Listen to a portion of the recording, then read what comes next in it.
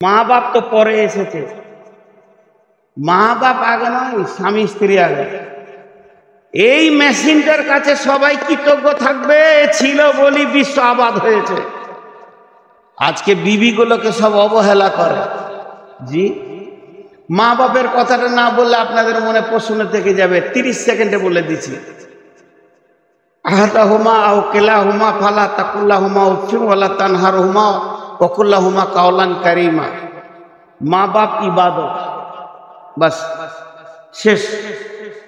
মা বাপ ইবাদত। মা মুশরিক যদি হয়, মা যদি ব্যভিচার করে বেড়ায়, তাও মা মা, বাপ বাপ, কিছু করা যাবে না। আল্লাহ বলছেন তাদের কথার ব্যাপারে তুমি উফ করিও না, উফ করিও না। একটা উদাহরণ দিচ্ছি। মা বলল, বাবা আব্দুল হামিদ, কি মা বাজায় যাও তো, লুঙ্গিটা ছেড়ে আপনি প্যান্ট পরলেন, গাড়িটাকে মুছছেন, বের হতে যেতেন। মা বলছে, বাবা যেও না, যেও না, মানা করে দিলে। ফের লুঙ্গি পরেছেন, মাঠ যাবেন, বলছে না বেটা যা, তো বাজারে যা, কাজটা করতে হবে। আবার আপনি প্যান্ট পরেছেন, আবার না যেতে হবে না বেটা। এই 1 মিনিটের ভিতরে 27 বার মত চেঞ্জ করছে। আপনি খালি একবার বলে দেন উফ, মা, আপনার জাহান্নাম হয়ে গেল, আর কোনো ভেজাল নেই। যতবার বলবে ততবার করো। উফ শব্দ বলিও না। ফালা তাকুল্লাহুমা ফালা তানহারহুমা, তাকে ধমকাইও না, আর ঝিড়কে কথা বলিও না। কাওলান কারীমা, মিষ্টি কথা বলো। মা বাপ শেষ। মা বাপের সঙ্গে আর কিছু করা যাবে না। তা বলে মায়ের আগে বিবি, এটা জেনে রাখেন। বিবিকে দিয়ে পৃথিবী আবাদ হয়েছে, মাকে দিয়ে হয়নি। আপনারা আমার একটা প্রশ্নের উত্তর দেন। আজকে যত পৃথিবীতে মা আছে, আপনারা আমার মা যারা আছে এখনো, মায়ের পেটে যদি মেয়ে হয়, মায়ের পেটে যদি মেয়ে ছেলে হয়, বেটি ছেলে হয়, ওকে কি বলবেন? মায়ের পেটে যদি বেটি ছেলে হয়, ওকে কি বলবেন? বলছে মা বলবে। পানি খেতে হবে আমাকে। প্রশ্নের উত্তর খুব শুনেছি, কথা বলে না এতটি লোক। মায়ের পেটে যদি বেটি ছেলে হয় তো কি বলে ডাকবেন? বোন। আর বিবির পেটে যদি বেটি ছেলে হয়? আজ বিবি মাকে জন্ম দিতে পারে, বিবির পেটে যত বেটি হবে প্রাণ খুলে মা বলে ডাকেন। বিবি আজও মাকে জন্ম দিতে পারে, মা বিবি জন্ম দিতে পারবে না। মা বোনের জন্ম দেবে, কিন্তু আমার বিবি আমার মাকে জন্ম দিতে পারে। এটা মায়ের একটা বিবির কত মূল্য, একটা বউয়ের কত মূল্য। আল্লাহ তাবারাক ওয়া তাআলা বলছেন তাদেরকে অবহেলা করিও না, তাদেরকে কোনো জোরে দেখিও না। কেন? সে তোমার সব থেকে বড় 2টি কাজ করে। 1 নম্বর কাজ করে কি? তোমার চরিত্রকে সে ঢেকে রেখে দিয়েছে। এটা পৃথিবীর কেউ পারবে না। আপনি যে প্রশ্ন করেন হুজুর আপনার বিবি কোন কাজে লাগে, আমি তখন বলবো কোরআনে বলেছেন লিতাসকুনু ইলাইহা ওয়া জাআলা বাইনাকুম মাওয়াদ্দাতা ওয়া রাহমা। লিতাসকুনু ইলাইহা ওয়া জাআলা বাইনাকুম মাওয়াদ্দাতা ওয়া রাহমা। দেশ বিদেশে ভালো ভালো খাচ্ছি, মেশিন তো স্ট্রং হয়ে আছে, দেহে তো রক্ত আছে, আর শরীর যেন সুস্থ রয়েছে, আমার ভেতরে বিগার নিয়েছে। আল্লাহ তাবারাক ওয়া তাআলা বলছে তোর মাথা যখন গরম হবে বিবির কাছে তুই চলে যা, তোর বিবি তোকে সুন্দর স্বচ্ছ পরিষ্কার মানুষ বানিয়ে দেবে।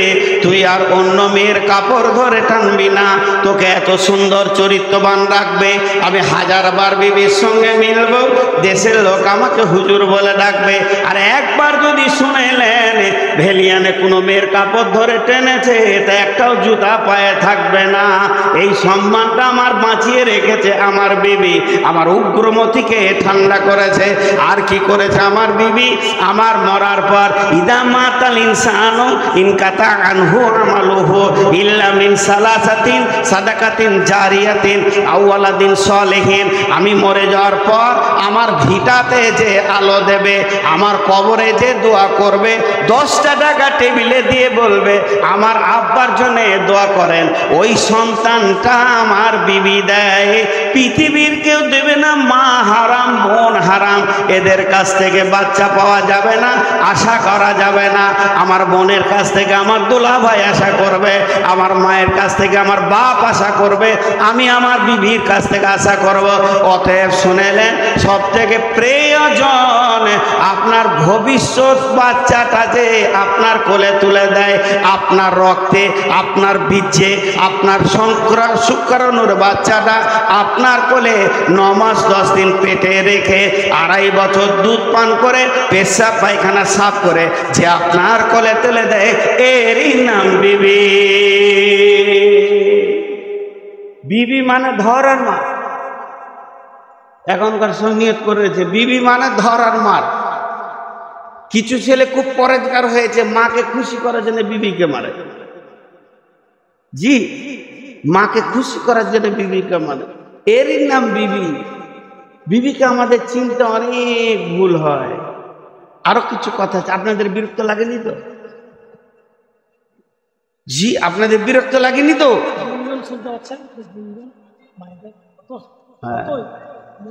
মা বোনেরা ভোটটা আমাকেই দিয়েন। খুব সত্য কথাগুলো বলছি। হাজি একটা ছোট পারা কথা বলি, সাদা একবারে, মা এ কোরআন হাদিস এমনি মনের কথা। যে জমিটাতে আপনি ফসল নেবেন, এই যে আপনাদের মাঠের জমি পুরা ধান চলছে এখন, যে জমিটাতে আপনি ফসল নেবেন, ওই জমিটা যদি ফসলের উপযুক্ত না হয়, উঁচু নিচু খাল ঢেপ, তা আপনি ভালো ফসল পাবেন? বলেন, ভালো ফসল পাবেন?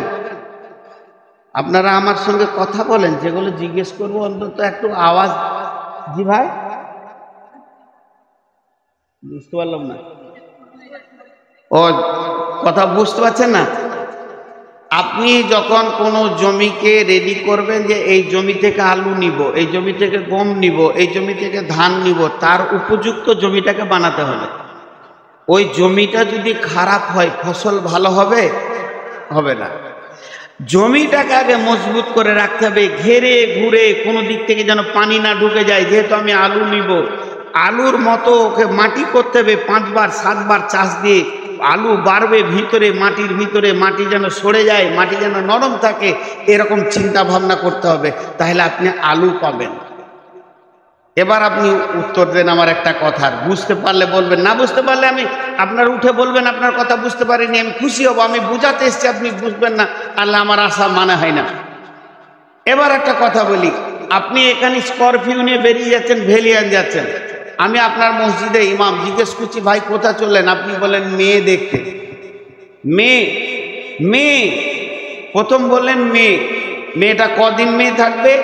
যখন দেখে এলেন তখন মেয়ে, আর যেদিন বিয়ে করে নিয়ে এলেন, ছেলেকে বিয়ে পড়াই আনলেন, সেদিন হয়ে গেল বৌমা, ঠিক না?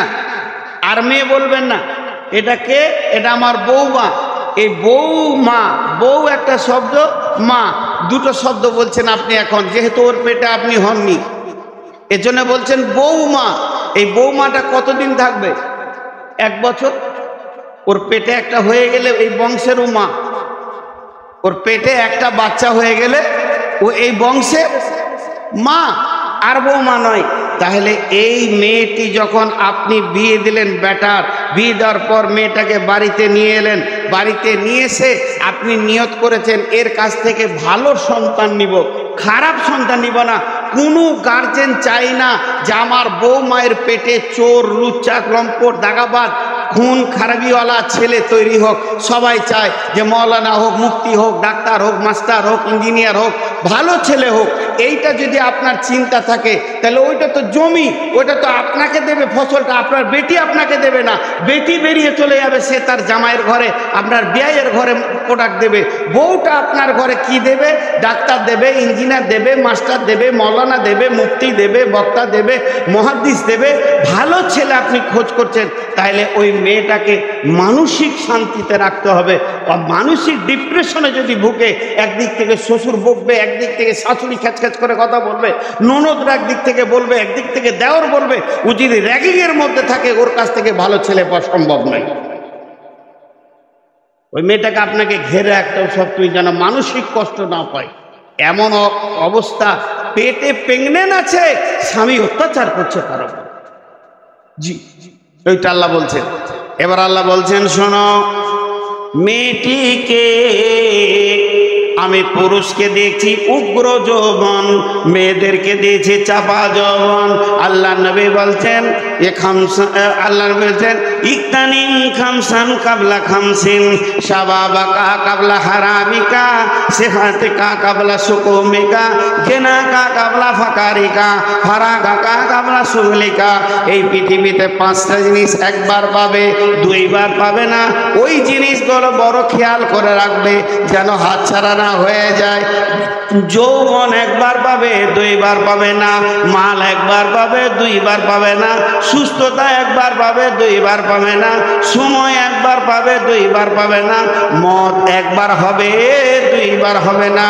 আর একবার যেটা হাতছাড়া হয়ে যাবে, দ্বিতীয় চান্স তুমি মাথা ঢুকলে পাবে না। তাহলে আল্লাহ নবী বলছেন, শাবাবাকা কাবলা হারামিকা, যৌবন একটা বড় নিয়ামত। পুরুষের যৌবন একটা নিয়ামত, নারীর যৌবন একটা নিয়ামত। যৌবনের একটা কাল আছে, মেয়েদের 9 বছর থেকে 13 বছর পর্যন্ত যৌন তরঙ্গ শুরু হয়ে যায়।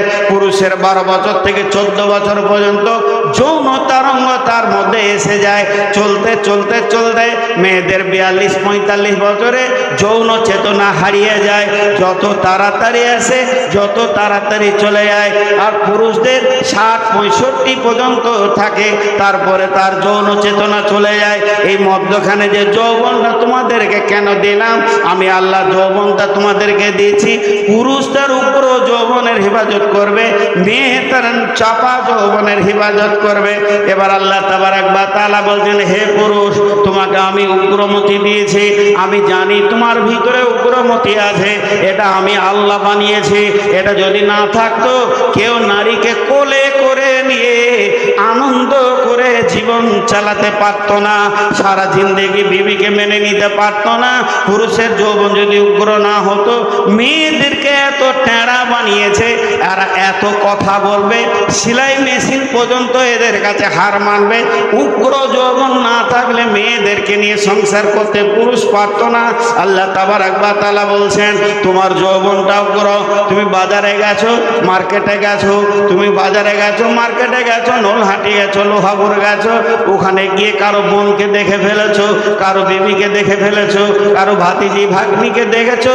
তোমার মাথায় যদি যৌন চেতনার উগ্রতা চলে আসে, ওটাকে নিয়ে বেশি কল্পনা করবে না, ভাববে না। ফিরে চলে এসো তোমার বিবি কাছে, লিতাসকুনু ইলাইহা ওয়া জাআলা বাইনাকুম মাওয়াদ্দাতা। ওই মেয়েটি তোমাকে উগ্র করে দিয়েছে, ওর কাছে যা যা আছে একই জিনিস তোমার বিবির কাছে রয়েছে। তোমার বেবি তোমার উগ্রমতিকে ঠান্ডা করবে। লিতাসকুনু ইলাইহা ওয়া জাআলা বাইনাকুম মাওয়াদ্দাতা। বিবিকে ধরলে নাকি, দেখলে নাকি, মিললে নাকি, বিবির সঙ্গে সম্পর্ক করলে নাকি, জেনা করলে যত বড় গুনাহ, বিবির সঙ্গে মিললে অত বড় নাকি।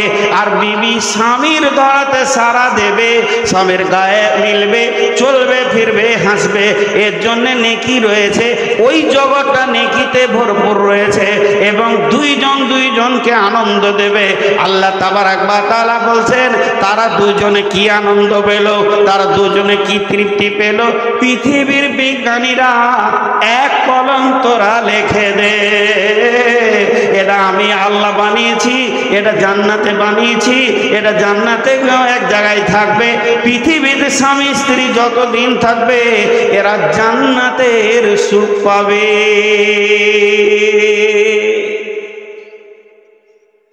জান্নাতের আনন্দ বিবির কাছে লুকানো আছে। জি, মানুষ বোঝে না, কিন্তু ক্যাটালগ বর্ণনা করতে হবে। আজকে আমরা শেষ করে দিয়েছি ছোট্ট একটা কথা বলে, এবার দ্বিতীয় আয়াতে যাব।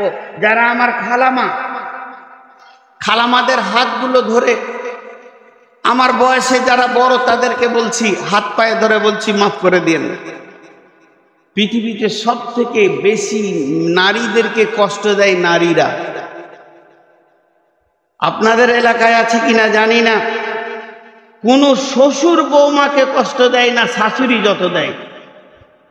তার মানে মেয়েদের দুশ্মন মেয়ে। আর বোনেরা, ওদের মাথায় একটা জিনিস ঢুকে গেছে যে ভাগ্য তোর ভালো যে আমার ভাইটা ছিল বলি তুই সুখ করছিস। আমার ভাই মানে ওই ঘরেও ডিএম। বোনেরা ভাবিকে একবার ছোট হেউ করে, তুইও তো কারো ঘরে গেছিস।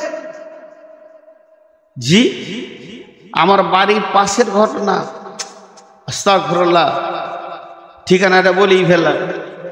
বোন এসে ভাইকে জ্ঞান দিচ্ছে, আর মাগরিবের নামাজ পড়তে গিয়ে আমি শুনছি, মা বাপকে দেখবি, কষ্ট দিবি না, মা বাপের কথা শুনবি, মা বাপ বয়স হয়ে গেছে, দুর্বল হয়ে গেছে, যখন যেটা খেতে যাবে এনে দিবি, এরকম করবি না, মা বাপকে কষ্ট দিবি না। তো মনে হচ্ছে ফেরেশতাতে বক্তব্য দিচ্ছে, ভাইকে জ্ঞান দিলে। মা বাপ বড় জিনিস, কারো কথা শুনে মা বাপকে কষ্ট দিবি না। কারো বলতে কে বলতো? কারো বলতে কাকে বলছে? ভাবিটাকে, অন্য কেউ তো লয়। কারো কথা শুনে ভাইকে কষ্ট দিবি না, ওইটা বলে বেরিয়ে গেল।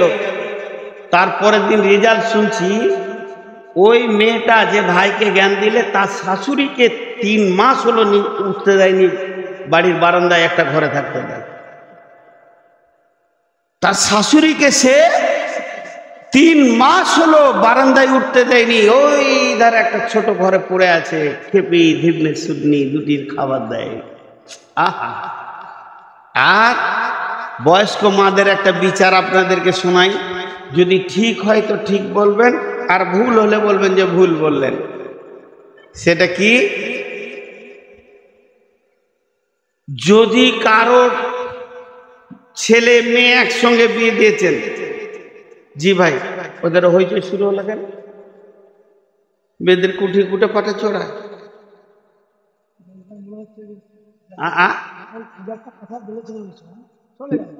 না না, ওদিকে হইচই শুরু হলো। আচ্ছা ভাই, আপনারা একবার মুখ খুলেন, বিরক্ত লাগছে?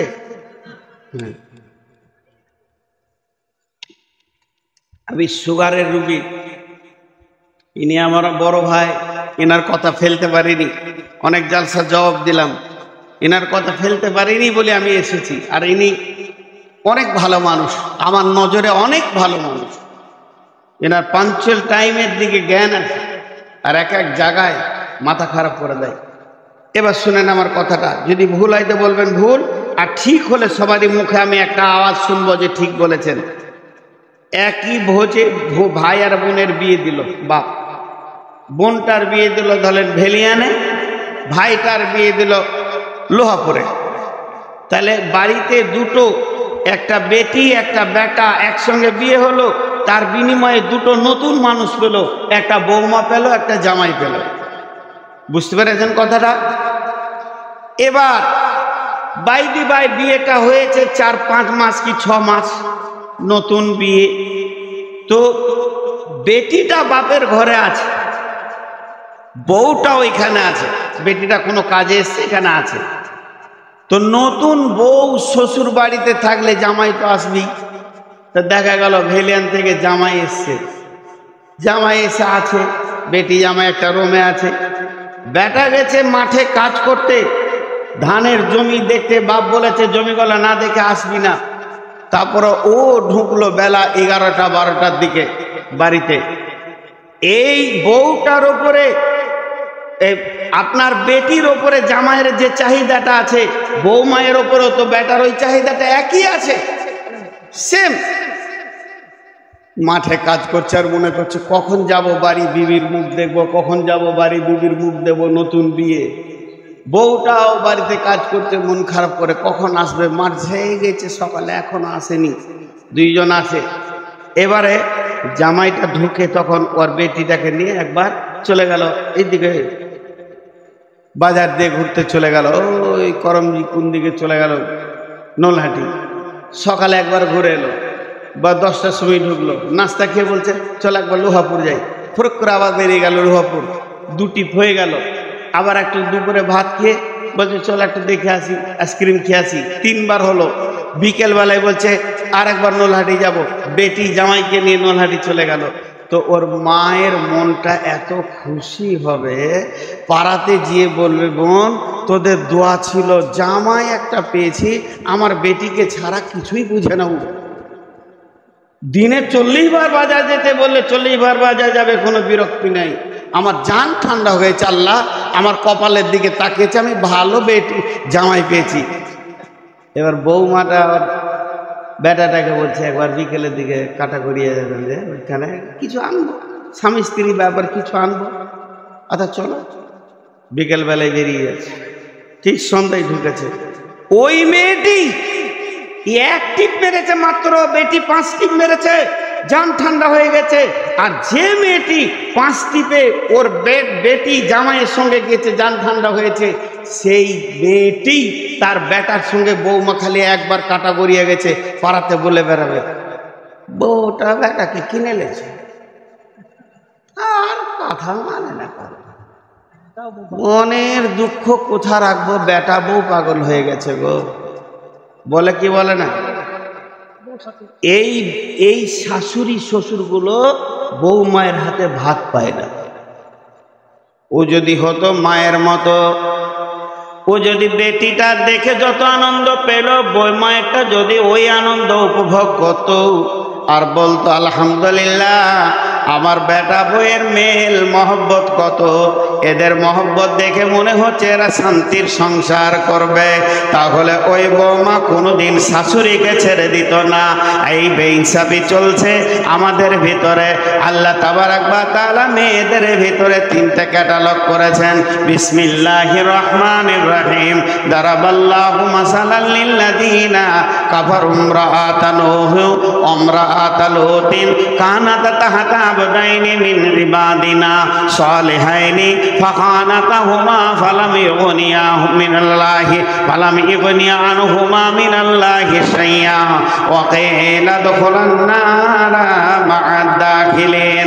ওয়া দারাবাল্লাহু মাসালাল লিল্লাযিনা আমানু ইমরাআতা ফিরআউনা ইয ক্বালাত রাব্বি বিনিলি ইন্নাকা বাইতান ফিল জান্নাতি ওয়া নাজ্জিনি মিন ফিরআউনা ওয়া আমালিহি ওয়া নাজ্জিনি মিনাল কওমিদ যালিমিন। ওয়া মারইয়াম ইবনাতা ইমরানা আল্লাতী আহসানাত ফারজাহা ফানাফাখনা ফীহি মির রূহিনা ওয়া সাদ্দাকাত বিকালিমাতি রাব্বিহা ওয়া কুতুবিহি ওয়া কানাত মিনাল কানিতিন। 3টা আয়াত করেছি, ধ্যান দেবেন। আল্লাহ পৃথিবীর মেয়েদেরকে 3টে ভাগ করে দিয়েছেন 3টা আয়াতে। সারা পৃথিবীর যত মুমিন মুসলমান মেয়ে আছে আল্লাহ তাদেরকে 3 ভাগে বিভাজন করে দিয়েছেন। নাম্বার 1, মেয়েটা বড় ইমান, মেয়েটা বড় খারাপ, মেয়েটা ভালো লয়, মেয়েটা বদমাস, পর্দায় থাকে না, দিন মানে না, আল্লাহ মানে না, রসুল মানে না। কিন্তু জেনে নেন স্বামী বড় ভালো পরেশগার দিনদার, ওই মেয়েটা যদি মনে করে নেয় আমার স্বামীর জন্য আমি জান্নাতে চলে যাব, আমার পরেশগার স্বামী আমাকে জান্নাতে নিয়ে যাবে, হবে না, হবে না, হবে না। আবার মেয়েটা ভালো স্বামীটা খারাপ, যদি কোনো মেয়ে মনে করে আমার স্বামী, আল্লাহ একটা কপালে তো স্বামী হয়, একটাই তো জীবনে বিয়ে হয়, আমি একটা স্বামী পেলাম, স্বামীটা বড় জুয়ারি, স্বামীটা হলো সুদখোর সুদারো, স্বামীটা মাতাল লুচ্চা, আমি মনে হয় জাহান্নাম চলে যাব। আল্লাহ বলছে তাও না, হবে না। যে মেয়েদের স্বামী হয় নাই, যাদের বিয়ে হয়নি বা স্বামী মারা গেছে, স্বাধীন হয়ে গেছে, তালাক হয়ে গেছে, এই মেয়েগুলো যদি মনে করে আমাদের কেউ নাই, যা মন যাবে তাই করব, আল্লাহ বলছে চলবে না, চলবে না। এই তিনটে উদাহরণ আল্লাহ কালাম পাকে সূরা তাহরিমের ভিতরে শেষ আয়াতে দিচ্ছেন। যারা বল্লাহু মাসালাল লিল্লাযিনা কাফারু ইমরাআতান ইমরাআতাল লূতিন কানাতা তাহতা আবদাইনি মিন ইবাদিনা সালিহাইনি ফাকানাতাহুমা ফালাম ইগনিয়া আনহুমা মিনাল্লাহি শাইআ ওয়া কিলা দুখুলান নারা মা'আদ দাখিরিন। আল্লাহ বলছেন বিশ্ববাসী রে, দুটি মেয়েকে দেখো, তাদেরকে আমি নবীর সাথে বিয়ে দিয়েছিলাম। নবী মানে পৃথিবীর শ্রেষ্ঠ মানুষ, শ্রেষ্ঠ বুদ্ধি আর পৃথিবীর শ্রেষ্ঠ চরিত্রবানরা ছিল নবী। আমি তাদেরকে নবীর মতো স্বামী দিলাম। তাহাতা আবদাইনি মিন ইবাদিনা, এমন দিলাম আমার গোলাম, আমার গোলামের ভিতরে দামি গোলামের বিবি বানালাম। তারা নবীর বিবি হলো, নবীর ছায়াতে জীবন কাটালো, নবীর বিছানায় পা দেওয়ার কারো ক্ষমতা নাই। আর তাদেরকে আমি নবীর বিছানায় শোয়ার তৌফিক দিলাম, তাদেরকে নবীর লেপে কম্বলে ঢোকার তৌফিক দিলাম, তাদেরকে নবীর বালিশে মাথা দেওয়ার তৌফিক দিলাম। মেয়েগুলো কত কপাল ভালো ছিল, তারা নবীর মতো বিবি স্বামী পাওয়ার পর তাদেরকে মেনে নিতে পারল না। তারা যারা ভমকামিতা ছিল, তাদের সঙ্গে গোপন আপাত করত, কাফের বেঈমান মুশরিক মুনাফিকদের সঙ্গে সম্পর্ক ছিল। এই থাকার কারণে আল্লাহ তাবারাক ওয়া তাআলা বলছেন ওয়াকিলা দুখুলান নারা মা'আদ দাখিলিন, ওই দুইজন নবীর বিবি চিরদিন জাহান্নাম যাবে। সেই নবীটার নাম কি? নূহ আর লূত। নূহ নবী, লূত নবীর বিবি জাহান্নাম যাবে। জি, আমরা ভাবছি যে সে বেঁচে যাব, খুব ধ্যান দেন, ধ্যান দেন।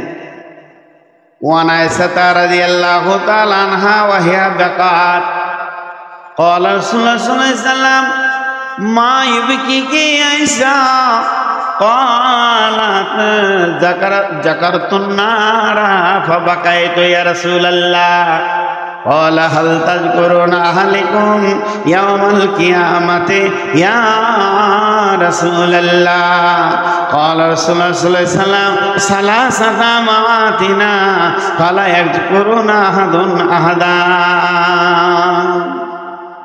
বিশ্বনবীর যত বিবি ছিলেন, একটু ধ্যান দেন, মনোযোগ। বিশ্বনবীর যত বিবি ছিলেন, একটা বিবি ছিলেন কুমারী, সমস্তগুলো বিধবা। কারো স্বামী মরে গেছে, কারো স্বামী তালাক দিয়েছে, দুইটা তিনটা বিয়ের পরে নবীর সঙ্গে বিয়ে হয়েছে। বিবিগুলো চরিত্রবতী ছিলেন, কিন্তু একটা মেয়ে ছিলেন, তিনি হলেন আয়েশা, যাকে পৃথিবীর কোনো পুরুষ দেখেনি, একমাত্র নবীজি ব্যবহার করেছেন। তাজাওয়াজা ওয়াহা বিনত সাবআ সিনিন, 7 বছর বয়সে বিয়ে হয়েছে রাসূলের সাথে। ওয়া দুফাত ইলাইহা লুআবুহা মাহা ওয়া 9 সিনিনা, 8-9 বছর বয়সে আম্মা জান আয়েশা রসুলের সঙ্গে বাসর ঘরে গেছেন। আর মাতাত আনহা ও আলাইহা মাতাত আনহা সব ওয়াহিয়া বিনত সামানিয়া সিনিনা। আম্মা আয়েশা যখন বছর 18 বছর, মাত্র 18 বছর বয়সে তিনি স্বামী হারাচ্ছেন। তাহলে শুনেলেন এই আম্মা জান আয়েশা কে? কিয়ামত পর্যন্ত যত মুসলমান আসবে সমস্ত মুসলমানের মা।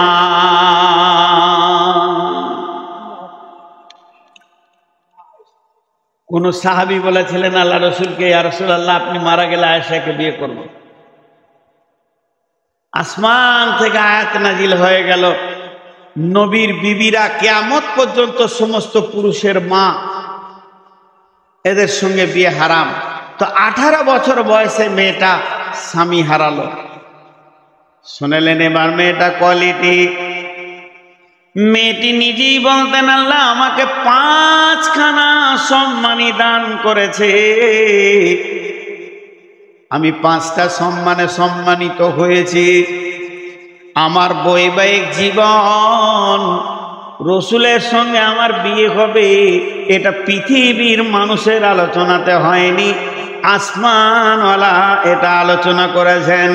জিব্রাইল মারফতে বলে দিয়েছেন যে আমি নির্বাচন করেছি, হে নবী মুহাম্মদ তুমি আয়েশাকে বিয়ে করবে। তাহলে জেনে নেন এটা আসমানওয়ালার নির্বাচন, এটা আমার সব থেকে গর্বের বস্তু। 2 নম্বর, আল্লাহ আমাকে কত সম্মান দিয়েছেন। নবীজি আমার হুজরাতে আছেন, আসমান থেকে আয়াত নাজিল হয়েছে, এটা আমার 2য় সম্মান। আমার 3য় সম্মান হলো আমার বিছানাতে যেদিন নবীজি শুয়েছিলেন, আমার বিছানায় আমার বালিশে মাথা দিয়ে রসুল আমাকে নিয়ে শুয়ে আছেন, ওই রাত্রিতে সাবে মেরাজ হয়েছে। আম্মা জান আয়েশা বলছেন আল্লাহর মুলাকাতে গেছিলেন, আর নামাজ নামে একটা জিনিস পৃথিবীতে এসেছে, সেটা আমার বিছানা থেকে হয়েছে। আল্লাহ আমাকে কত ভালোবাসেন। আম্মা জান আয়েশা বলছেন 4 নম্বরে, সারা পৃথিবীর শ্রেষ্ঠ মানব আখিরি নবী নবী মুহাম্মদ রাসূলুল্লাহ সাল্লাল্লাহু আলাইহি ওয়াসাল্লাম আমার কোলে মাথা রেখে চিরনিদ্রায় ঘুমিয়েছেন। তিনি যেদিন পৃথিবী থেকে চলে যান সেদিন আমার কোলে মাথা রেখে গেছেন। আর 5 নম্বরে আমার সম্মান, আমাকে আল্লাহ কত ভালোবাসে। আজও 2025 সালে এই আজকে ফেব্রুয়ারি এপ্রিল মাসের 5 তারিখে বিশ্বনবী যেখানে শুয়ে আছেন মদিনা মানওয়ারাতে, আর কিয়ামত পর্যন্ত শুয়ে থাকবেন, ওটা আম্মা জান আয়েশার বিছানা। বিছানা সরিয়ে দিয়ে আল্লাহ নবীকে ওখানে দাফন করা হয়েছে। তাহলে জেনে নেন আমি 5খানা সম্মানে সম্মানিত। মা আমার, বোন আমার, এইরকম মেয়ে, এত দামি মেয়ে, সারা পৃথিবীর সমস্ত মাযহাবের আলেম ওলামা একমত। আম্মা জান আয়েশা মুহাদ্দিস ছিলেন, ছোটখাটো ব্রেনের মানুষ ছিলেন না, অনেক হাদিস বর্ণনা করেছেন। অত কোনো মেয়ে এত হাদিস বর্ণনা করতে পারেননি। তার একটা বড় কারণ আছে, সেই কারণটা হচ্ছে দাম্পত্য জীবনের যত হাদিস আম্মা জান আয়েশা বর্ণনা করেছেন অন্য বিবিরা মনে রাখতে পারেননি। বিশ্বনবী এই বিবিটা কয়েছে একদিন হঠাৎ টুকরে বাচ্চা ছেলের মতো কাঁদছে। এত দামি মেয়ে, কোয়ালিফাইড মেয়ে, এত ডিগ্রিওয়ালা মেয়ে যখন বাচ্চা ছেলের মতো কেঁদে উঠল, আল্লাহ নবী বলছেন আয়েশা রে তোমাকে কে কাঁদালো, তুমি বলো, তুমি কাঁদছো কেন? আম্মা জান আয়েশা বলতেন ইয়া রাসূলুল্লাহ আমি জাহান্নামের আগুনের ভয়ে কাঁদছি।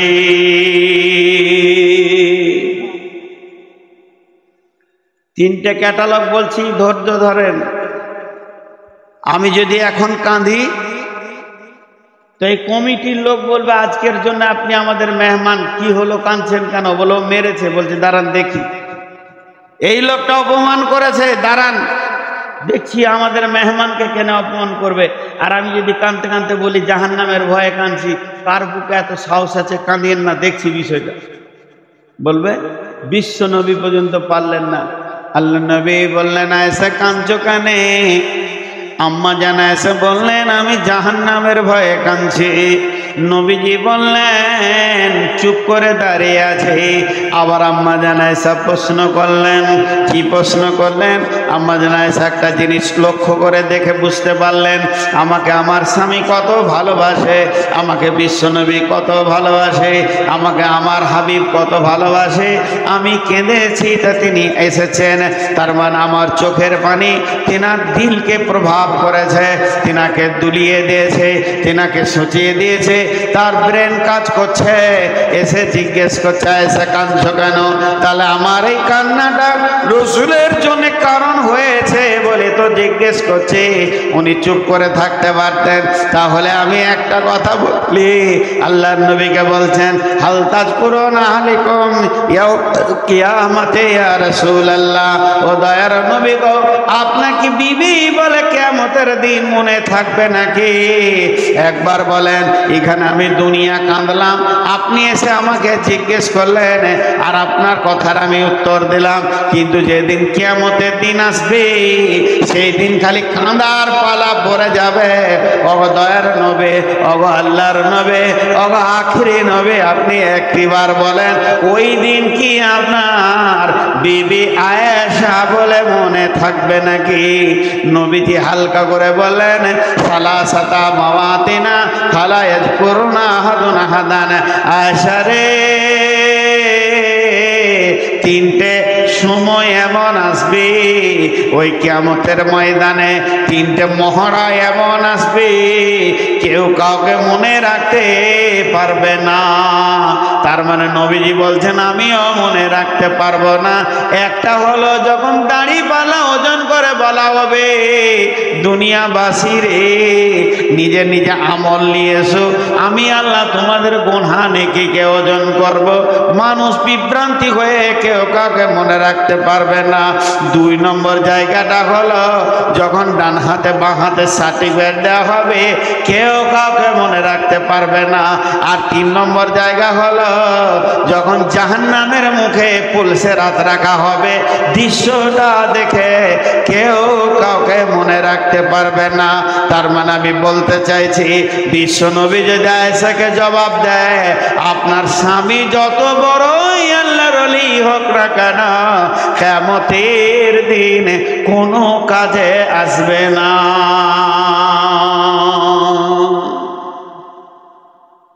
জি, বিশ্বনবী হোসেন হাসানকে কত ভালোবাসতেন জানেন? আহা, আসরের নামাজ আল্লাহ রসুল শেষ সাজদায় আছে, শেষ রিকাতে শেষ সাজদায়, আর ইমাম হোসেন ঘাড়ে চড়ে নিয়েছে। ইমাম হোসেন আর হাসান মসজিদে গিয়ে বলছে নানা ঘোড়া হয়েছে চাপ, ঘাড়ে বসেছে ধরে আছে নানাকে, আর হাসান তখন পাছাতে ঠেলছে বলে ঘোড়া যায় না কেন রে? কত মহব্বত। জিবরাইল আমিন এসে রসুলের কানে বলছে ইয়া রাসূলুল্লাহ অতক্ষণ পর্যন্ত মাথা তুলবেন না যতক্ষণ পর্যন্ত ইমাম হোসেন না নামবে। কত ভালোবাসতেন আল্লাহ, কত মহব্বত, কত ভালোবাসা। জি, সাহাবীদের মধ্যে একজন দেখতে পেয়েছে আল্লাহ করে যে রসুল ঘুমিয়ে গেল নাকি, দেখছে তো একজন ঘাড়ে চড়ে আছে, একদম পাছায় ঠেলছে, হাত দিতে যেতে, আল্লাহ রসুল হাত সরিয়েছে। কত ভালো, কত মহব্বত, কত তাদের প্রেম। শুধু এইটা নয়, আল্লাহ নবী জুমার খুতবা দিচ্ছেন, জুমার খুতবা রানিং চলছে, প্রায় অর্ধেক খুতবা হয়ে গেছে। ইমাম হোসেন আর হাসান মেন গেটে চলে এসছেন। দুজন বাচ্চা বাচ্চা ছেলে সুন্দর করে সাজিয়ে দিয়েছেন ফাতিমা রাদিয়াল্লাহু তাআলা আনহা, আর বলেছেন বাবা যাও নানাজির খুতবা শুনে এসো। দুই ভাই মসজিদের গেটে যখন ঢুকতে বিশ্ব নবী আর মিম্বারে থাকতে পারলেন না, মিম্বার থেকে নেমে এইভাবে সবকে ফাঁক করতে করতে এক কাঁধে হাসানকে নিলেন আর এক কাঁধে হোসেনকে নিলেন। হোসেন কিনে আবার মিম্বারে উঠে খুতবা দিতে শুরু করলেন। আল্লাহ আয়াত নাজিল করলেন আল মাল ওয়াল বানুনা জিনাতুল হায়াতিদ দুনিয়া। নবী হে, মাল সম্পদ এবং সন্তান এগুলো তোমাদের পৃথিবীর আনন্দের জিনাত, এগুলো আনন্দ করার জন্য দেওয়া হয়েছে। যদি এই সন্তানগুলো না থাকতো পৃথিবীতে কারো বেঁচে থাকার ইচ্ছা করতো না। এদেরকে নিয়ে আনন্দর একটা জগৎ। বন্ধু ভাইয়েরা, আবার এই যে কত ভালোবাসা। শিশুদের মসজিদে কত অধিকার আছে আমাদের জানা নাই, শিশুদের জানা নাই, জানলে অধিকার করে বের করে নিয়ে যেত। নামাজে যদি গাল চুলকায় বারে বারে যদি এমনি করেন টুপিটা যদি খুলে আবার পরেন, বারবার যদি হাতি করেন, ঘড়ি লাড়েন, আপনার নামাজ হবে না। এত বেশি যদি আপনি হাতকে ব্যবহার করেন, নামাজ হবে না। কিন্তু মা বোনেরা শুনে নেন, আপনি নামাজ পড়ে নিয়েছেন, ছোট্ট দুধের বাচ্চা যদি আপনার কাছে চলে আসে কাঁদতে কাঁদতে, এমনি করে দুই হাতে করে কোলে তুলেলেন, ওইভাবেই নামাজ পড়েন, আলহামদু করবেন, এক হাতে রুকু করবেন, বাচ্চা কোলে থাকবে, বাচ্চাকে নামিয়ে দিয়ে সাজদা করবেন, আবার সাজদা করে তুলে নেবেন, আপনার নামাজ ভাঙবে না। তার মানে হচ্ছে বাচ্চাদেরকে আল্লাহ একটা এক্সট্রার অধিকার দিয়েছেন। বাচ্চা হলো, শিশু হলো আমাদের ভবিষ্যৎ। একজন বড় বুদ্ধিজীবী, বিরাট বড় একজন লেখক, তিনি একজন মুহাদ্দিস, নামাজে সালাম ফেরার পর বলছে, মসজিদে বাচ্চাদের হইচই নাই কেন? মসজিদে বাচ্চাদের লাফালাফি শুনতে পাচ্ছি না কেন? তাহলে কি ভবিষ্যৎগুলো মারা যাবে নাকি? ভবিষ্যৎ মসজিদে কে থাকবে? আপনি চলে যান মক্কা মদিনায়, চলে যান, সেখানে গিয়ে দেখবেন মসজিদে নববীতে বাচ্চারা কাতারের ভিতরে লুকোচুরি খেলছে, বল খেলছে, আপনি কিছুই বলতে পারবেন না, পুলিশ ডিউটিতে আছে। আপনার যতই কষ্ট হোক, ঘাড়ে পা দিয়ে চলে যাবে। মসজিদে হারামের ভিতরে নামাজ চলছে, আর ছোট ছোট ছেলেগুলা ঘাড়ে পা দিয়ে দৌড়ছে, পালাচ্ছে, তারপরেও কিছু বলতে পারবেন না। আপনি বললে সঙ্গে সঙ্গে বাঁধা পড়বেন। তার কারণ শিশুদের মসজিদে বড় অধিকার আছে, ওরাই হলো মসজিদের ভবিষ্যৎ। আপনার জানাজাটা পড়বে ওরা।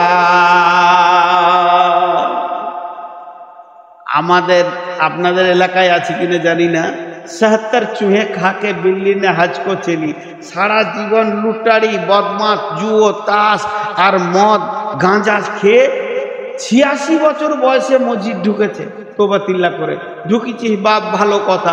৫০ বছর বয়সে মসজিদ ঢুকেছে, উই আবার মসজিদে এত বড় বড় হুঙ্কার মারবে, ছেলে পেলেকে কাউকে টিকতে দিবে না। আপনাদের দেশে আছে না? খবরদার না, খবরদার না। দুদিনের কাঠমুরসিলি সব দোয়া কটা জানে না, ওকে যদি জিজ্ঞেস করা হয়। এত মহব্বতের নাতি, নাতিদের সঙ্গে নানার কত মহব্বত আজকে আমি আপনাদের সামনে বলে দিলাম। এক কাঁধে হাসান আর এক কাঁধে হুসেন। বিশ্বনবী রাস্তায় হাঁটছেন, দুই কাঁধে দুই নাতিকে নিয়ে, আর রাসূলের চুলগুলোকে দুই ভাইয়ে টিপে ধরেছে, ধরে আবার নানাকে চাপ মারছে, আর একটু যেন দাবাইটা হয়।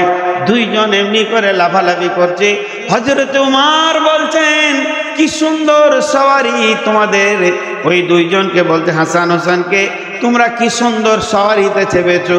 তখন আল্লাহ নবী উমরকে বলছেন, উমর রে, সওয়ারি যত সুন্দর, যারা সওয়ার আছে তারাও তো সুন্দর, তারা কম সুন্দর নয়।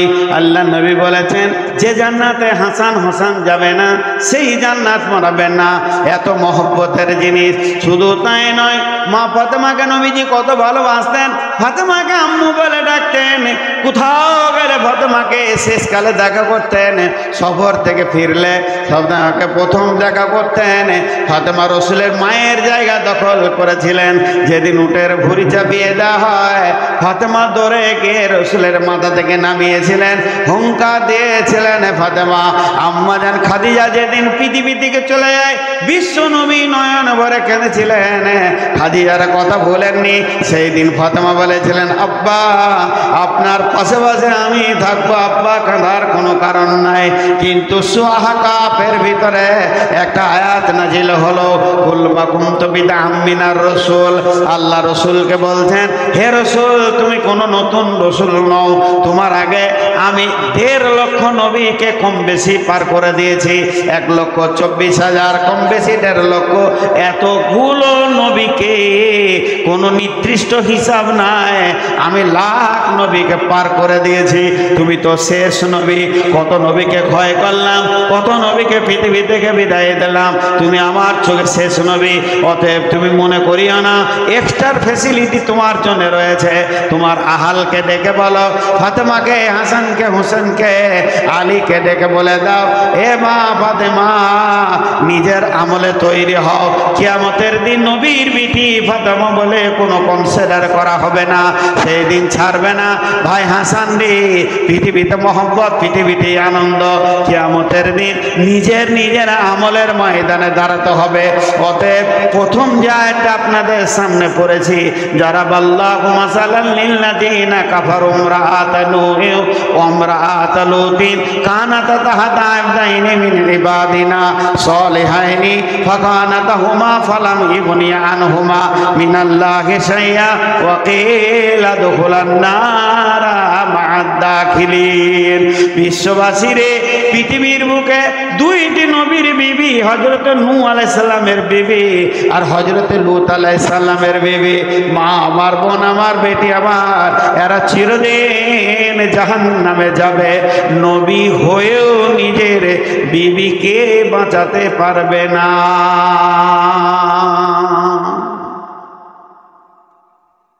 তাহলে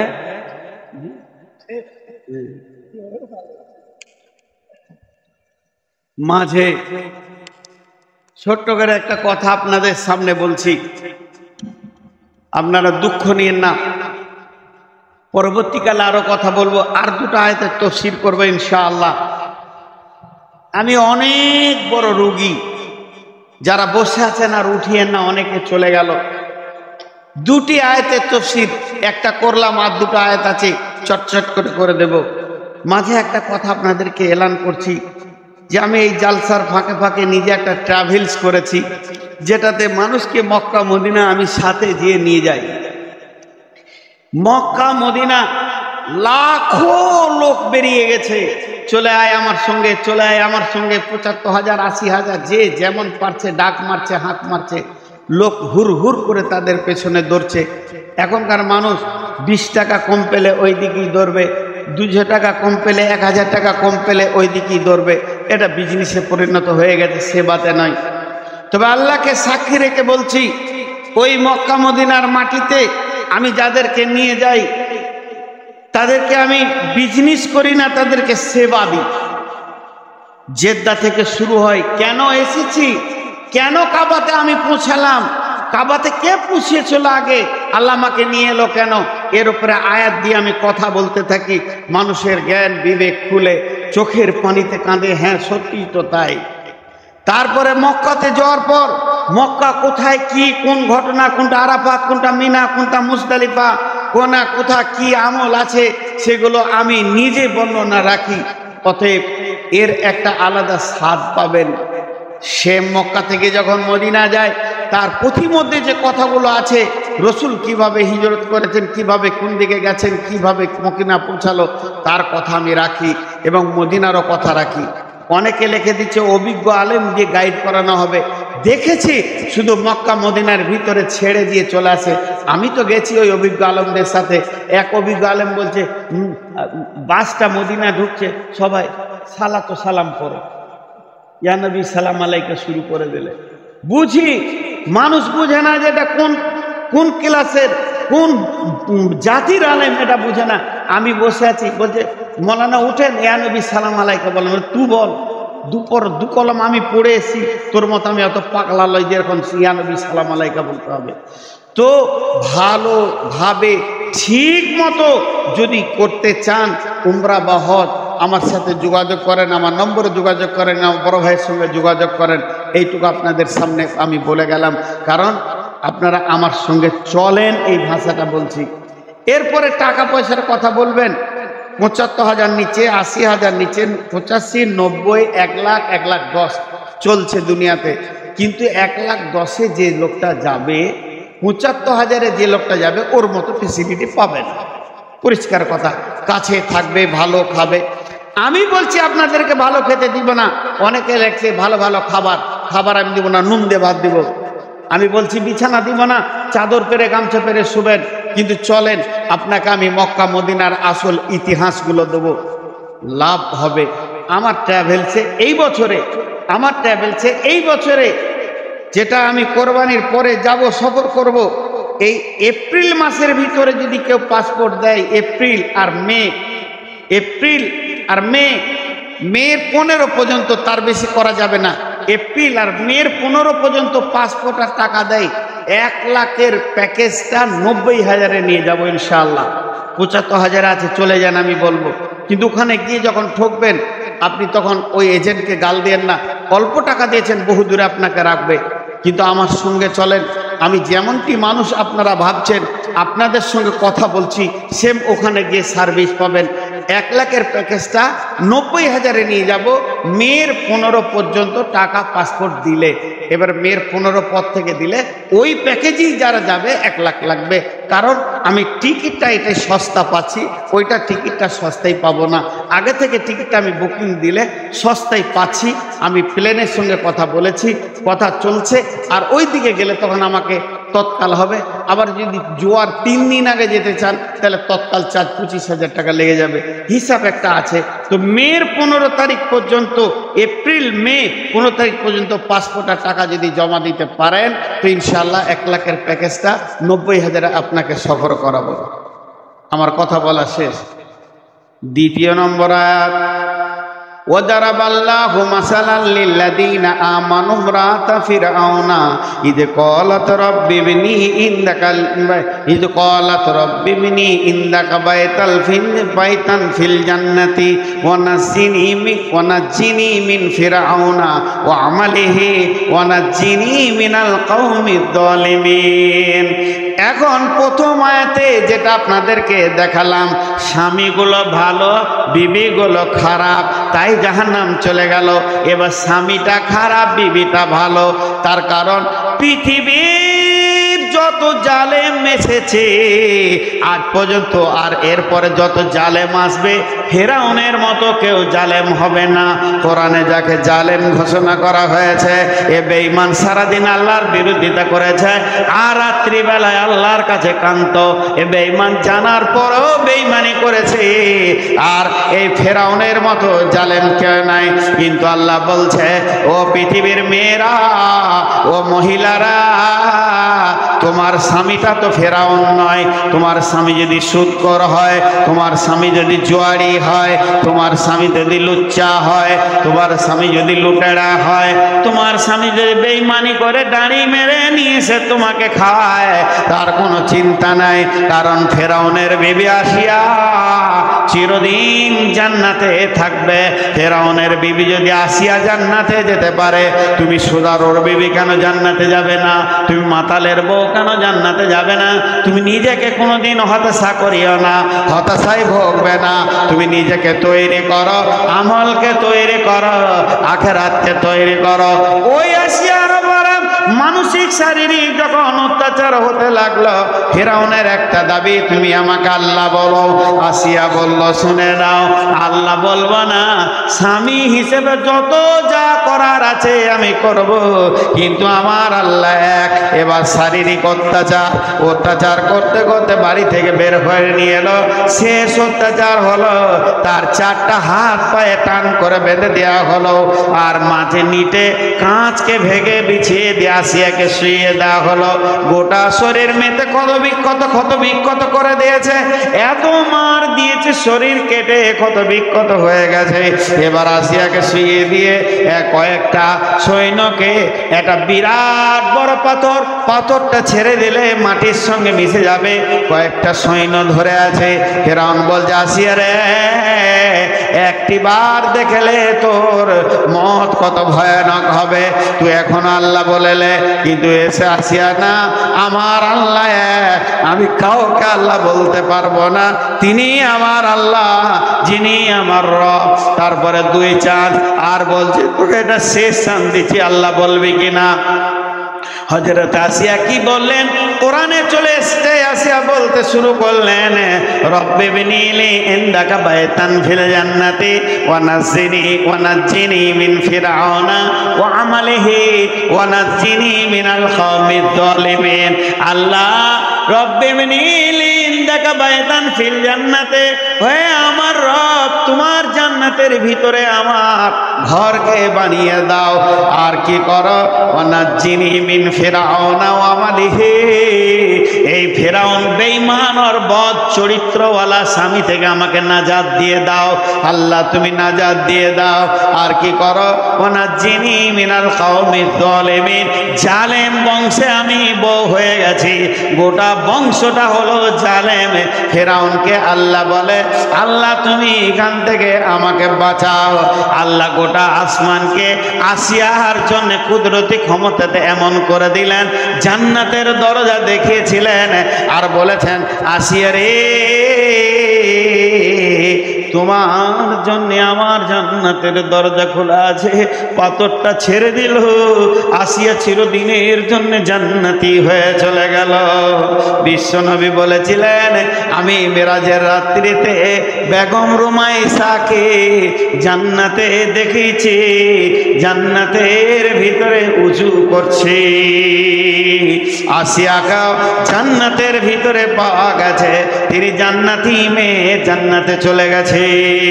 অতএব ফেরাউনের চেয়েও যদি তোমার স্বামী তো জালেম নয়, স্বামী বদমাশ হতে পারে, স্বামী মাতাল হতে পারে, স্বামী জুয়ারি হতে পারে, স্বামী সুদ খেতে পারে, এর জন্যে মা আমার, বোন আমার, আপনার কোনো টেনশন নাই।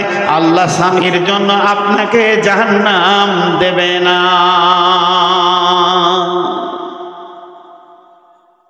আর একটা আয়াত আছে, মৌলানা চলে গেছেন নাকি? ওই মৌলানা আমার আগে আদায় করেছিলেন।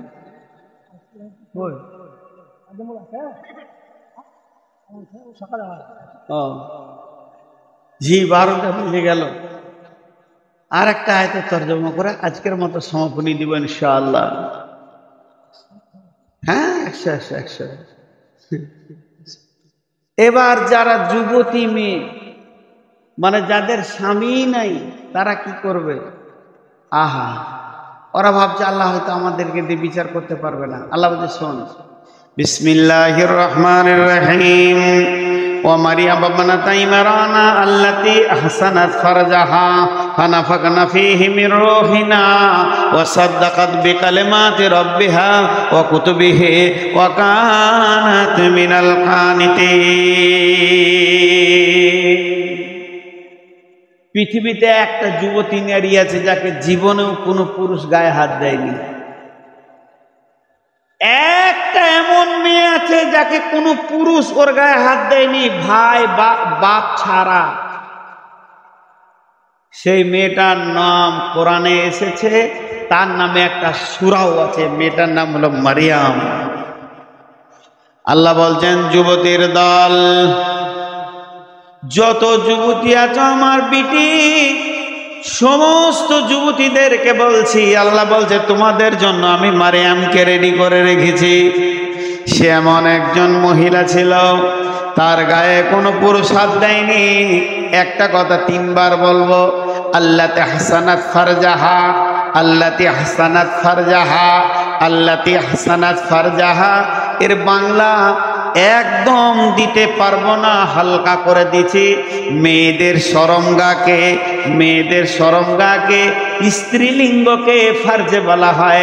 এখানে আল্লাহ ফারজাহা বলেছেন, আল্লাতী আহসানাত ফারজাহা। এই কথাটা কত সুন্দর কথা। মেয়েদের শরমগা, মেয়েদের যেটা আপনার কিনা স্ত্রীলিঙ্গ, ওইটাকে ফারজাহা বলা হয়েছে। আর আহসানাত শব্দ লাগিয়েছেন, সে তার শরমগাকে সুন্দর করে রেখেছে। আল্লাহর নজরে মারিয়ামের শরমগাটা হলো অতি সুন্দর জায়গা। কেননা সে জীবনে জীবনে বিনা লাইসেন্সে পুরুষকে দিয়ে, বিনা মহারানার পুরুষকে দিয়ে হারাম কাজ করেনি, লুচ্চামি করেনি। সে নিজের আপনার কিনা নোংরামি করেনি, সেটাকে পরিষ্কার পরিচ্ছন্ন রেখেছে আল্লাহর নজরে। আল্লাহ বলছে পরিষ্কার। মেয়েদের শরমগাকে নিয়ে কোরআনে অনেক আয়াত আছে, সূরা নূরে আছে। আবার সূরা নূরে আম্মা জান আয়েশাকে নিয়ে শুধু পবিত্রতা ঘোষণা করতে যে 11টা আয়াত নাজিল হয়েছে, তাহলে শরমগাটার মূল্য আছে। এখন একটা উদাহরণ দিব। আজকে জালসায় যে আমি আসছি, আর এই কমিটির লোক 2-3 জন ফোন করেছে আমাকে, আপনাদের ইমাম সাহেবও ফোন করেছেন।